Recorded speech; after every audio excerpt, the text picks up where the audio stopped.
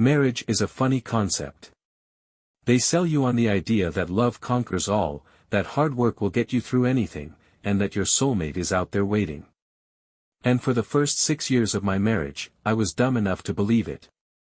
I treated Charlotte, my wife, as if she were the centerpiece of my life, the beating heart of my every decision.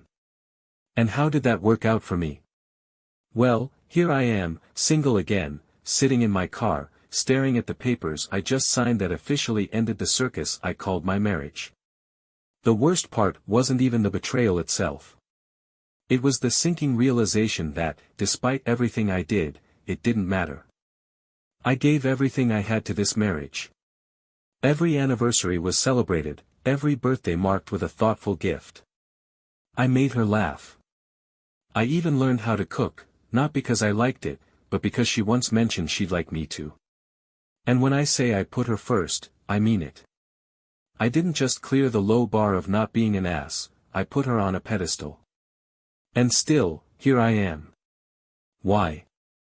Because it's hard to compete with the excitement of someone new when your wife thrives on the thrill of being rescued. Charlotte wasn't new to this game. I knew she'd been married before, but I thought her first husband had been the monster in the story she told me, the kind of guy who treated her like a possession, ignored her, and couldn't even be bothered to sleep with her. She painted him as a villain, and in my mind, I was the knight in shining armor saving her from a lifetime of misery. That's the thing about playing the hero, though, you never realize until it's too late that heroes don't win in real life. Villains get to make the rules. But I'm getting ahead of myself. Let's rewind a bit to how I ended up sitting outside a bar 2 blocks away from what used to be our house, thinking about what I just signed away. I wasn't at the bar just to drown my sorrows in bourbon and self-pity. Sure, that might have been part of the plan, but I had another objective. You see, my marriage might have been over, but I wasn't walking away quietly. Charlotte's new knight in shining armor, a guy named Brandon, was about to get the full picture. If my private investigator's notes were accurate, Brandon was the kind of guy who loved routine, and his routine would lead him straight to this bar where I was waiting. As I sat in the lot, I saw his car, a silver Audi that screamed, "I'm leasing beyond my means," pulling right next to my jet black Charger. We stepped out of our cars at the same time. Brandon was in his late 30s, maybe a couple of years younger than me. He had that smug grin that only comes from someone who thinks he's just scored the jackpot. "Nice ride," he said, nodding toward my Charger. "Thanks," I replied. "Yours too. Let me guess, today's been a good day." "Best day of my life," Brandon said, smiling wider. "Finally made a clean break from something that's been weighing me down. Feels like I can finally breathe again, you know." I nodded, biting back the urge to laugh. "That does sound like something worth drinking to." We walked into the bar together like old friends. I couldn't help but marvel at how oblivious he was. He had no idea who I was, no idea that I knew every sordid detail about his affair with my wife. He also had no idea that his life was about to take a sharp left turn into disaster. As we grabbed a table in the back, I waved over the bartender. "2 whiskeys," I said. "It's on me. Call it a welcome drink." Brandon looked at me curiously. "You seem in a good mood, too. What are you celebrating?" "Insurance," I said cryptically. "Actually, you might be able to help me with something." "Nothing complicated." He raised an eyebrow. "What kind of help?" "Just need a witness for something. Won't cost you anything. Hell, I'll even keep buying the drinks." Brandon leaned back in his chair, clearly intrigued. "All right, I'm listening." We didn't wait long before a guy with a laptop joined us at the table. He was dressed like a corporate drone, complete with a cheap tie and the weary expression of someone who hated his job. He set the laptop down and started unpacking wires. "What's this about?" Brandon asked, growing suspicious. "Polygraph test," I said casually. "I work for a company that requires all employees to pass routine screenings. Helps keep things above board, you know." Brandon blinked. And you're doing this here? At a bar? Convenience, I replied with a shrug. If you witness the test, it's legit. That's all the company cares about. It was a ridiculous setup, but Brandon didn't question it further. The examiner hooked me up to the machine, attaching leads to my wrists and temples. The laptop screen flickered to life, displaying a series of jagged lines that pulsed in time with my heartbeat. "All right, Andrew," the examiner said, addressing me by the fake name I'd given. "You know the drill. Yes or no answers only." The question started innocently enough. "Have you been truthful on all your expense reports?" "Yes." "Have you ever stolen from the company?" "No." Brandon leaned forward, watching the lines on the screen dance with each response. He was captivated, like a kid seeing a magic trick for the first time. "Have you ever cheated on your wife?" the examiner asked.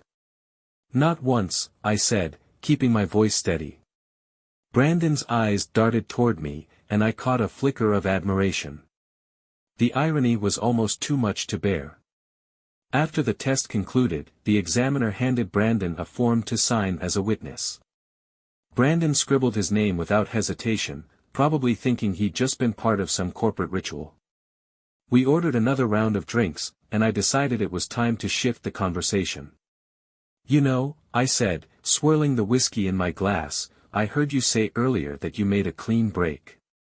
Mind if I ask what that was about?" Brandon hesitated for a moment, but then smiled, clearly eager to brag. "It's kind of a long story. Let's just say I finally found someone who makes me happy. Someone who understands me." "That's great," I said, nodding. "You deserve that." "Thanks," Brandon replied. "Honestly, it's been a rough few months, but it's all worth it now. I'm finally with the woman I was meant to be with." "She sounds incredible," I said, keeping my tone light. "What's her name?" Brandon hesitated again, but the whiskey had loosened him up. "Charlotte," he said, his voice softening. I couldn't help but smirk. "Charlotte," I repeated, letting her name roll off my tongue like a bad joke. "What a small world." Brandon froze. "What do you mean?" I leaned in, locking eyes with him. "Because I know her intimately." Brandon's face paled like someone had yanked the rug out from under him. He blinked rapidly, as if trying to process what I just said. "What the hell do you mean, you know her?" he asked, his voice a mixture of confusion and unease. I took a sip of my whiskey, savoring the burn. "Exactly what it sounds like. Charlotte and I have a bit of history, 6 years off it, to be exact. I was husband number 3, Brandon. I guess that makes you number 4. Congratulations, buddy. You've really moved up in the rankings." The blood drained from his face. He sat there, stunned, his jaw working but no words coming out. "I'll give you this," I continued, enjoying his discomfort. "You've got a type. Charlotte sure knows how to pick her knights in shining armor. You've ridden in on your white horse to save the damsel in distress, right?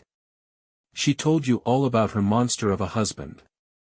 Let me guess, he was controlling, maybe abusive, didn't give her the attention she deserved." Brandon's eyes darted around the bar, as though searching for an escape route. "Relax," I said, chuckling darkly. "You don't have to answer. I already know the script. She ran the same play on me, and on husband number 2. I'm guessing husband number 1 got the same treatment, though I never had the pleasure of meeting him." Brandon finally found his voice. "You're lying," he snapped, though his tone was more desperate than convincing.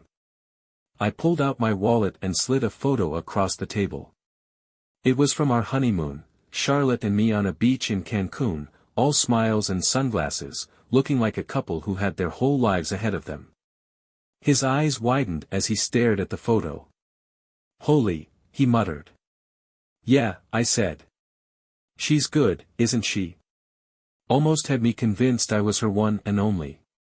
"But here's the thing, Brandon, Charlotte's not looking for forever ever. She's looking for the next thrill. Right now, that's you. But give it time, a year, maybe 2 if you're lucky, and then one day you'll start noticing the distance, the excuses, the way she looks at other men when she thinks you're not paying attention. Brandon pushed the photo back toward me, his hand trembling. Why are you telling me this? Because someone should have told me, I said simply. Maybe it wouldn't have stopped me, but at least I would have gone into it with my eyes open. Besides, you seem like a decent guy. You don't deserve what's coming. He looked like he might be sick. So what, you're saying she's just using me? I shrugged. Not entirely. I'm sure she likes you. Hell, maybe she even loves you in her own way. But Charlotte doesn't do forever, Brandon. She does right now. And when right now stops being exciting, she'll move on. You'll go from being her savior to being her monster. It's just a matter of time. I could see the gears turning in his head, the cracks starting to form in the image he'd built of her. But I wasn't done yet. Let me give you a little advice, I said, leaning forward. First, don't marry her without a prenup. Make sure it's ironclad, no alimony, no assets, nothing. And second, I paused, letting the tension build. Second, enjoy it while it lasts, the sex, the romance, the way she makes you feel like you're the center of her universe. Because once it's gone, it's gone. Brandon stared at me, his expression a mix of anger, disbelief, and something else, fear. You're full of shit, he said finally, though his voice lacked conviction. Maybe, I said, standing up. But you're here in this bar with me, listening to a stranger tell you the truth about your perfect relationship. That's gotta sting. I tossed some cash on the table to cover our drinks and walked toward the door. As I reached it, I turned back. Good luck, Brandon, I said, smirking. You're going to need it. I spent the rest of the night at home, feeling oddly satisfied. Not happy, no, happiness wasn't in the cards just yet, but there was a quiet sense of closure. For the first time in weeks, I wasn't consumed by the endless loop of what went wrong. I'd handed Brandon a road map of his future, and if he was smart, he'd take the next exit off the highway to hell before he ended up like me. But something told me he wouldn't. People like Brandon, people like me, always think they're different. I had just finished cleaning up after dinner when there was a knock at the door. Not a polite, measured knock, but an impatient, persistent pounding. I knew who it was before I even looked through the peephole. Charlotte. She was standing there with a look that was half indignation, half desperation. Her arms were crossed, her perfectly manicured nails tapping impatiently against her biceps. She'd dolled herself up, tight dress, flawless makeup, hair cascading over her shoulders like she just stepped out of a shampoo commercial. It was the, I'm too hot to ignore, look she always deployed when she wanted something. I opened the door but didn't step aside. What do you want, Charlotte? My key doesn't work, she said, brushing past me like she still owned the place. What's that smell? Did you cook? Your key doesn't work 'cause I changed the locks, I said, shutting the door. And yes, I cooked for myself. She whirled around, her face a mask of disbelief. You changed the locks. What the hell, Andrew? I thought you'd at least fight for me. I barked out a laugh, sharp and bitter. Fight for you, Charlotte. You filed for divorce, remember that? Signed the papers this morning. You don't get to kick me out of your life and then come back like nothing happened. It was a mistake, she said, her voice softening as she took a step toward me, her eyes shimmering with crocodile tears. I was confused. I didn't know what I wanted. But now I do. It's you, Andrew. It's always been you.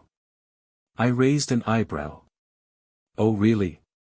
Because last I checked, you were shacking up with Brandon. How's that working out for you?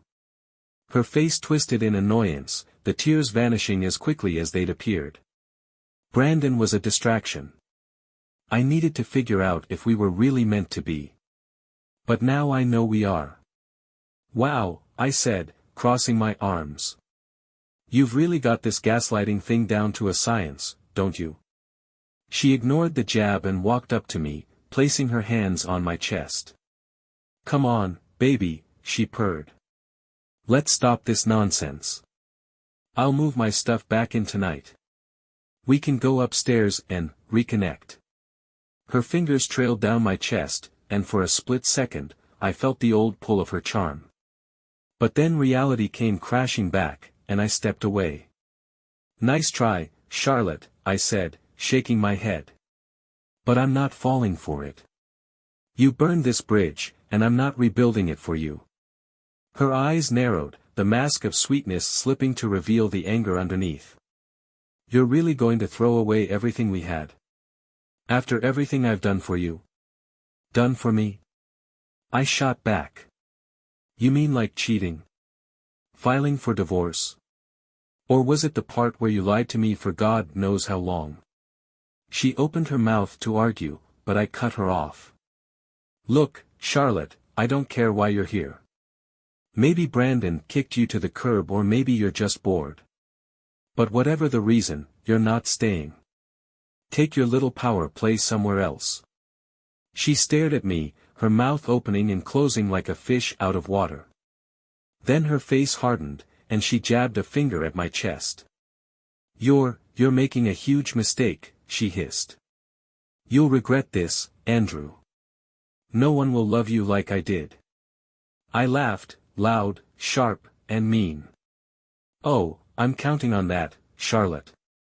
Because if anyone loves me the way you did, I'll be sure to run for the hills. Charlotte's tantrum continued for another minute or two, but I had perfected the art of tuning her out over the years. I let her huff and puff, pacing around my living room like some kind of disgruntled house cat, before finally cutting her off. All right, Charlotte, I said, leaning against the wall and crossing my arms. Here's what's going to happen. You're going to take your stuff, what little of it you didn't already pack into that overpriced SUV, and you're going to leave. If you want to drag this out legally, that's fine. But the papers are signed, and I'm not undoing that. She sneered at me, her usual arsenal of manipulative charm failing spectacularly. You think you're so high and mighty now, don't you? Acting like you're better than me. I don't have to act, Charlotte, I said with a grin. I could tell that one stung, but she wasn't done. Not yet. Charlotte wasn't the type to leave without trying one last Hail Mary play. You know what, Andrew? You think you've won, but you haven't. You'll come crawling back to me once you realize what you've lost. Lost? I repeated, laughing. Charlotte, the only thing I've lost is 110 pounds of lies, drama, and betrayal. And I'm not exactly mourning the weight loss. Her face turned red, and for a moment, I thought she might lunge at me.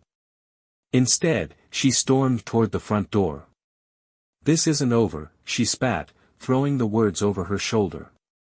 Yes, it is, I called after her, opening the door and motioning toward the driveway.